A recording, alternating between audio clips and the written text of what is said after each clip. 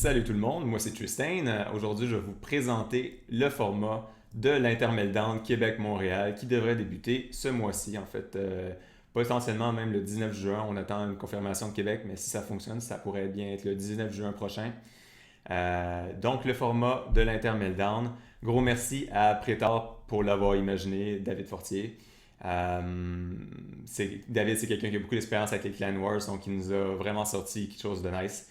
Puis, gros merci à Guillaume aussi pour avoir fait le graphique du format que je vais vous présenter aujourd'hui.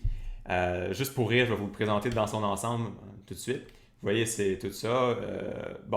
Vous en faites pas, là, c'est pas aussi compliqué que ça en a l'air. Dans les faits, ça, c'est pas un meltdown, c'est plusieurs meltdowns qui s'enchaînent l'un à la suite de l'autre. Il faut les présenter, on va les présenter en succession, puis il faut les présenter ensemble parce que un meltdown permet de déterminer comment ça va se passer au meltdown suivant et ainsi de suite. Donc, il faut qu'il y ait des flèches qui vont un peu partout puis des recoupements comme ça. Mais on va commencer simplement avec le premier event qui va ressembler à ce qu'on a fait la dernière fois, en fait, beaucoup. Là. Ça va tout simplement être un tournoi pour la section Montréal, puis un tournoi pour la section Québec séparément. Un tournoi qui va permettre de déterminer un top 4. Chaque top 4 de chaque ville va servir à faire l'équipe qui va représenter la ville de Montréal ou de Québec. Puis à la fin de la soirée, autour de 10h, 10h30, quand les tournois vont avoir été complétés, on va faire un intermeltdown Québec contre Montréal, donc avec les top 4. Ce qui va changer par rapport à la dernière fois, c'est que, bon, premièrement, ça va mieux rouler, on va mieux le partir, on va être plus préparé, donc ça va commencer plus tôt. Également, on va faire, pour accélérer les choses, exceptionnellement pour ce meltdown-là, on va faire des best of one simple élimination pour que ça puisse rouler puis qu'on puisse avoir un top 4 assez rapidement pour être sûr de pouvoir commencer l'intermeltdown entre Québec et Montréal à une heure raisonnable. Maintenant, ça, c'est particulier au premier meltdown. Ça ne sera pas toujours des best of one. Donc, les fois d'après, les gens vont se présenter puis ils vont avoir plus qu'une chance pour avancer dans le tournoi. Donc, c'est ça. On fait notre premier intermeltdown qu'on démarre à 10h, 10h30. Il y a un gros hype. On stream l'événement. Puis, il va y avoir un résultat. Maintenant, qu'est-ce qui va se passer pour le meltdown suivant? Ce qu'on va vouloir, c'est qu'il y ait des joueurs qui ont représenté la ville, chaque ville, la première fois, qui restent, puis qu'il y en ait qui partent. Donc, sur les 4 joueurs, il y en a 2 qui vont rester, puis il y en a 2 qui vont partir.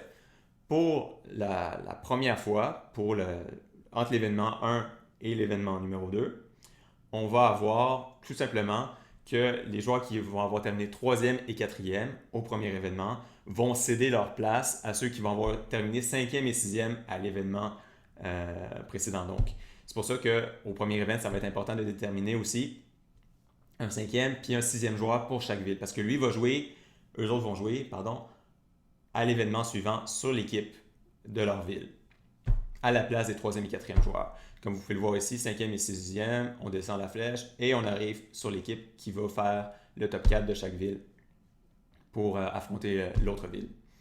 Donc, c'est ça. Donc, on est passé du premier au deuxième meltdown. Le deuxième meltdown devrait avoir lieu le mois d'après. Donc, on veut continuer à espacer les meltdowns à intervalles d'à peu près 4 semaines, 5 semaines.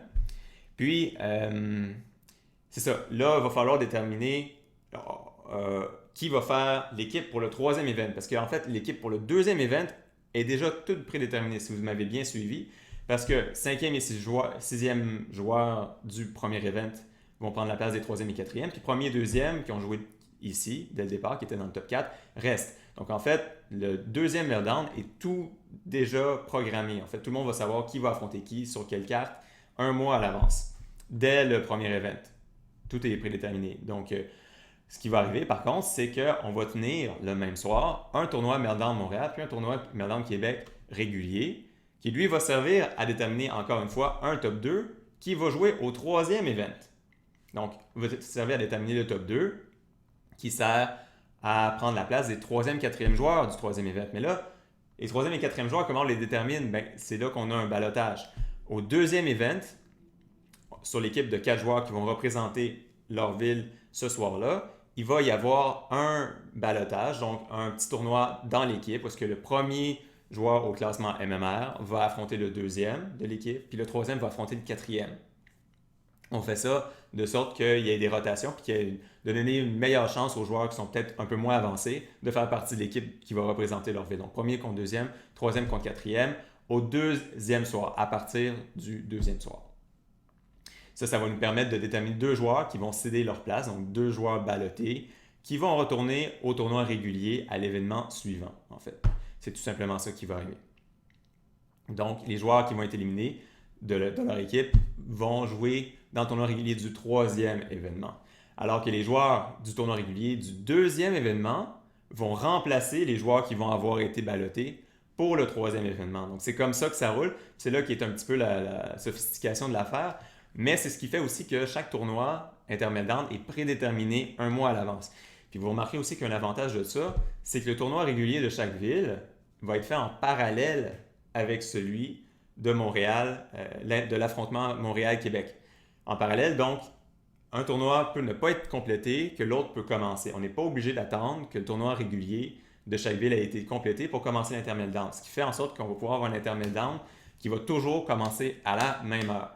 Puis parce que ça va être un format avec des cartes prédéterminées, ben ça devrait pouvoir rouler de sorte qu'à chaque mois, on va avoir un event casté qui va être d'une durée à peu près 1h15, 1h30 et non pas 5 heures, puis qui va nous permettre de bâtir une certaine hype. À chaque mois, il y a un affrontement Québec-Montréal, puis venez encourager vos joueurs sur le stream. Ça dure 1h30, 1h15 à peu près, puis il y a un ace match, puis on a déterminé déjà comment ça va se passer, fait que ça va rouler. Il devrait avoir une façon de bâtir pas mal d'excitation autour de ça. En tout cas, moi, je suis excité pour ça. J'espère que vous allez l'être aussi parce que ça va vraiment être le fun. Puis ensuite, ben, tout ce qui se passe, c'est qu'on répète en fait. Là. On a déterminé déjà d'avance qui va affronter qui au 3e event Meltdown. Au 3e event Meltdown, le même soir, on a un tournoi de ballottage qui ne devrait pas être très long. Puis on a un tournoi Meltdown Montréal, Meltdown Québec régulier qui sert à déterminer un top 2 qui va remplacer à l'événement suivant. Donc, vous pouvez voir qu'on a répété, en fait, tout simplement la même formule.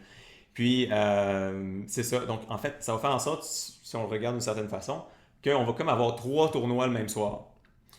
On va avoir le ballottage, on va avoir le tournoi régulier, puis on va avoir l'inter-meltdown.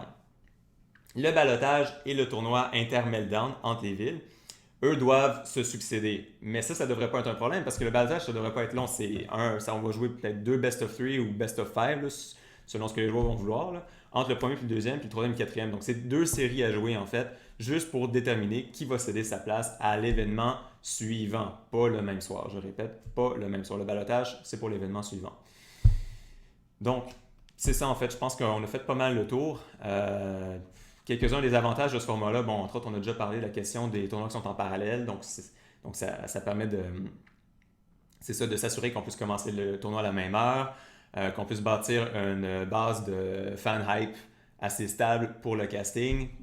Puis aussi le fait qu'avec la formule du premier contre deuxième, troisième contre quatrième, on va pouvoir avoir une bonne rotation quand même dans les villes avec les joueurs. Donc les joueurs qui sont 5e, 6e, même 7e, 8e dans leur ville vont toujours avoir une chance de faire partie de l'équipe de leur ville, de représenter leur ville. Donc, je pense que ça va motiver beaucoup de gens à vraiment travailler leur truc. Puis aussi, comme les tournois vont être prédéterminés un mois à l'avance, avec toutes les cartes prédéterminées, ça va permettre aux joueurs de déjà savoir, hey, je vais affronter, je sais pas, moi je vais affronter Zenedar au prochain Meltdown dans un mois, puis je sais même sur quelle carte je vais jouer.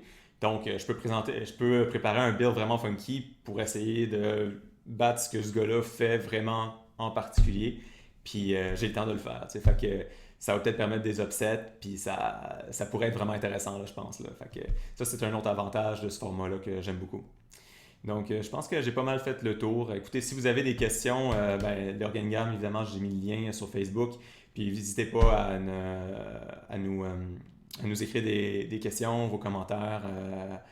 Moi, je suis disponible là, pour répondre à vos questions là, concernant le tournoi. Donc, sur ça, j'ai hâte de vous rencontrer à nouveau à Montréal, puis les gens de Québec aussi. Puis, let's go, guys, hype!